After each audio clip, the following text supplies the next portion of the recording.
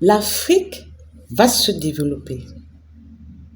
L'Afrique sortira de l'obscurantisme. Quel qu'en soit lambda, l'Afrique, écoutez bien, va se développer. Un jour, nous aussi, ici en Afrique, nous serons comme ces pays européens, comme ces pays asiatiques. Un jour, nous aussi, nous allons nous développer. Si ce n'est pas pendant que nous sommes, nous, de notre génération, nous sommes en vie, ça sera pendant la vie de nos enfants. Et une question me vient à l'esprit ce matin. Lorsque l'Afrique va se développer, à qui appartiendront les terrains de l'Afrique? Les terres de l'Afrique appartiendront à qui? Aux Européens, aux Asiatiques ou aux Africains? À qui appartiendront ces terres? Il est impératif pour chaque Africain de posséder un lopin de terre. Bon, lopin de terre, c'est peu dire. C'est peu dire. Il est impératif pour chaque Africain de posséder une grande superficie de terre en Afrique. C'est impératif. Que vous soyez dans la diaspora ou que vous soyez sur terre africaine. Je vais vous interpeller aujourd'hui. Je veux attirer votre attention aujourd'hui. Achetez des terres.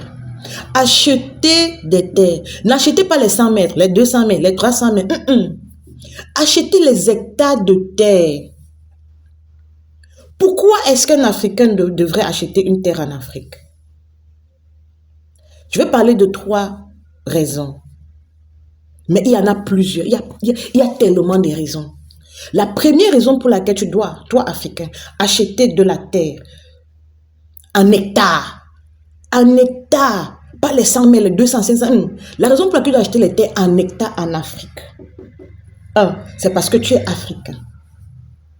C'est parce que tu es africain, parce que tu es congolais, parce que tu es ivoirien, parce que tu es camerounais. C'est pour ça que tu dois acheter les hectares de terre dans ton pays. Achète. Vous trouvez normal que les Asiatiques viennent en Afrique acheter 20 hectares, 30 hectares, 50 hectares? Vous trouvez ça normal? C'est ce qui se passe aujourd'hui. Pendant que vous êtes en Europe en train de dire que non, l'Afrique n'est pas développée, non, l'Afrique, le Cameroun, la Côte d'Ivoire, pendant que vous êtes là-bas, eux, ils quittent leur pays là, où vous êtes partis rester. Vous êtes là-bas comme ça, en train de manger l'argent ou en train de faire autre chose. Ils quittent leur pays, vous avez qu'à payer les impôts là-bas.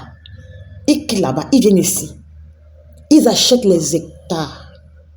Hein? Comprenez? Ils achètent les 10, 20, 30, 100. Ils achètent des villages. Ils achètent des villages. Pourquoi est-ce qu'ils le font? Ils sont sages. Ils sont prévoyants. Ils sont prévoyants. Nous les Africains, nous ne sommes pas prévoyants. Ils sont prévoyants. Ils savent que one day, quel qu'en soit lambda, l'Afrique va se développer. Et les entreprises auront besoin des terres. Les populations auront besoin des terres pour construire. Mais ceux qui viendront s'installer pour investir auront besoin des terres pour construire, pour investir. Ils le savent. Mais nous sommes ignorants, nous dormons. Quand un Africain dit qu'il a acheté la terre, un terrain, allez voir. Quand il achète 1000 mètres carrés, il a tué. Celui qui a acheté 1000 mètres carrés a fini. Il a dit qu'il est là, il terminateur. Pour lui, là, non. Il a fait fort. Et on l'apprécie que il a 1000 mètres carrés. Hein. Il a 1000 mètres carrés. Hein. Mais c'est quoi? 1000 mètres carrés là, c'est rien. C'est rien. Et comme je dis, l'Afrique va se développer. Et comment se développer là? À qui appartiendront les terres? C'est le temps là qu'on saura. Hein. C'est le temps là qu'on saura qu'en réalité, les terres, nos terres là, ça ne nous appartient plus. Maintenant là même, les terres ne nous appartiennent plus. Parce que ces gens là sont partis acheter. Ils achètent. Chaque jour, ils achètent. Les Chinois achètent. Les Européens achètent. Les Asiatiques achètent. Tout. Ils achètent. Toi aussi. Parce que tu es africain. Achète des hectares de terre en Afrique. Sois prévoyant. Sois prévoyant. Même tes enfants pourront l'utiliser demain. Même tes enfants pourront l'utiliser demain. Sois prévoyant. La deuxième raison pour laquelle tu dois acheter, comme je dis, des hectares de terre en Afrique. Parce que c'est un investissement à long terme. La terre ne se déprécie pas. La terre ne se déprécie pas. La terre prend plutôt de la valeur. La terre prend de la valeur. Tu achètes un terrain aujourd'hui à 5 000 francs le mètre carré. Tu rentres chez toi, tu dors. Le matin, tu te réveilles. Le mètre carré que tu as acheté là devient maintenant à 6 000 francs. C'est maintenant 6 000 francs, ce n'est plus 5 000 le mètre carré. Dès que tu as acheté, la terre a pris de la valeur. Dès que tu achètes au mètre carré à 5 000 là, ça ne coûte plus 5 000. À l'instant où tu as acheté, ça ne coûte plus 5 000. La terre prend de la valeur. Ce n'est un secret pour personne. Tout le monde le sait. Tout le monde le sait. Et ceux qui sont devenus riches, que vous voyez sont devenus riches là, ils ont pris appui sur quoi? Sur l'immobilier. Sur l'immobilier, les gars sont sages. Ils achètent les terres 2 000 francs le mètre carré. 10 ans après, ils revendent 20 000 francs le mètre carré. Il ne sera pas riche comment? Il ne sera pas riche comment? Il sera riche. La terre ne se déprécie pas. Donc, c'est un investissement à long terme, un bon moyen pour garder l'argent. Donc, l'argent qu'on garde dans les comptes bancaires là, mes frères, vous pouvez prendre ça, venir ici, aller à Misole 1, Dibamba, Misole 1, Misole 2, c'est là-bas qu'on a un terrain moins cher maintenant à Douala. On va être moins, même à Kribi, parce que là je suis à Kribi. Je suis à Kribi, je suis en clientèle à Kribi. Même ici à Kribi, il y a des endroits où on va les terrains moins chers. Mais comprenez, écoutez la mentalité d'un Africain. Quand on va lui montrer un terrain à 2000 francs le mètre carré, fin fond du village là-bas, il va dire, c'est dans la brousse. C'est dans la forêt. C'est trop loin de la route. C'est trop loin de la route. C'est dans la forêt. Ceux qui connaissent Yassaparizo, savez-vous que il y a 25 ans, Yassaparizo était la forêt. Moi, j'ai grandi à Niala. Et je parle aujourd'hui en connaissance de cause. Moi, j'ai grandi à Niala. Mes parents ont grandi. Mes parents vivent encore à Niala. Quand on arrive à Niala, Nialandokoti, il n'y a pas de voiture qui fait le trajet Nialandokoti. Nialandokoti, c'est les voitures des brasseries là. Donc quand tu es à Niala, tu vas aller à Ndokoti. Quand la voiture de la brasserie passe, tu entres à l'intérieur, on nous appelait que les bœufs. Donc on est arrivé à Ndokoti, on disait que les bœufs sont arrivés. Ce sont les pick-up qui portaient les gens de Niala pour Ndokoti, puis Ndokoti pour Niala. Donc on restait nous que sur place. Et Paris, au coup, vous voyez là-bas, il y a ça. C'est là-bas que les gens élevaient les poulets, les porcs. C'était un site d'élevage et d'agriculture. Et je me souviens, parce qu'on avait cassé mon père à Bébé Panda, là-bas, on a cassé mon père. Quand on est arrivé là-bas à Niala, on disait que non, on va les terrains à Yassa, 2000 francs le mètre. On m'a dit, qui va aller en brousse? Qui va aller en brousse? Zéro, je ne pars pas en brousse.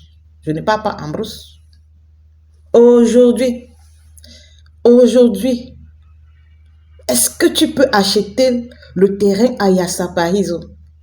Pour acheter le terrain à Yassaparizo, il faut taper la poche. Il faut dire que, mais il faut être un porteur. 50 000 francs le mètre carré, 80 000 francs le mètre carré, 70 000 francs le mètre carré, les qui vendent. Ce sont ceux qui étaient intelligents. Ce sont ceux qui étaient prévoyants. Ce sont eux qui vendent aujourd'hui. Ils avaient acheté le mètre carré à 1000 francs, 1500, 2000. Même chose aujourd'hui. On est en train de vendre les terrains. Misole 1, Misole 2, 5000 mètres carrés, 3000 mètres carrés, Dibamba, 8000 mètres carrés. On a que vendre les terrains là-bas. Toi, tu es assis. Tu veux le terrain au goudron et tu n'as pas l'argent pour acheter le terrain au goudron. Finalement, tu restes sans terre. En Afrique, Africain, Camerounais, Ivoirien, te vois dans ton propre pays, tu n'as pas de terre. Tu vas léguer quoi à tes enfants? Tu vas léguer quoi à tes enfants? Et demain, quand tes enfants vont grandir, ils vont demander que papa, on vendait les terrains à tel endroit moins cher à ton époux. Toi, tu faisais quoi pour ne pas acheter?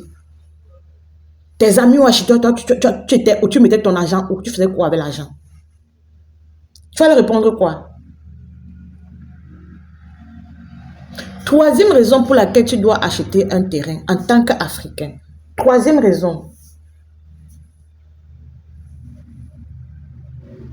Parce que quand tu as un terrain, tu peux tout faire sur le terrain.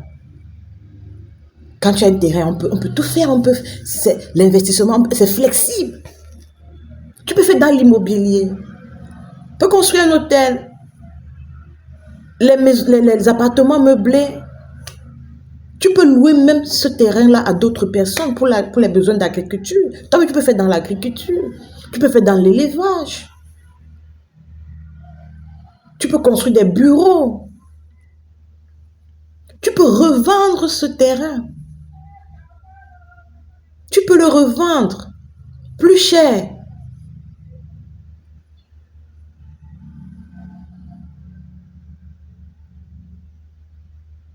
J'aimerais attirer notre attention aujourd'hui, nous Africains. Soyons prévoyants. Soyons intelligents. Comme je l'ai dit au début, il n'est pas, c'est-à-dire que ce n'est pas normal.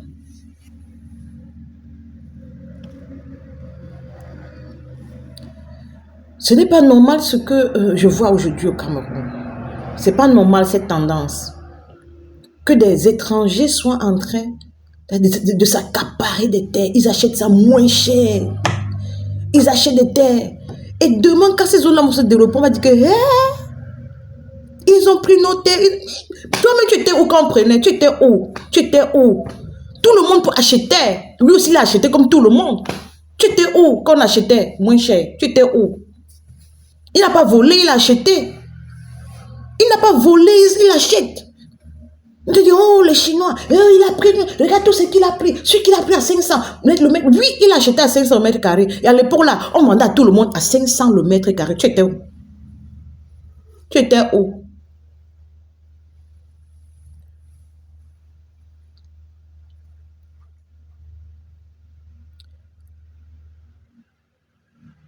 J'espère que vous allez partager cette vidéo. Partagez cette vidéo. J'aimerais que chaque Africain écoute cette vidéo. Et que chaque Africain se décide d'acquérir des hectares de terre dans son pays d'origine. Dans son pays. Parce que quand l'Afrique va se développer là, c'est là qu'on saura à qui appartient l'Afrique. C'est là qu'on saura. C'est pas maintenant là. Maintenant, nous on fait le bruit dans la bouche que nous continuons. Non, non. C'est quand l'Afrique va se développer qu'on saura à qui appartient le continent là. Oui. Allez, à bientôt sur Fiscalite.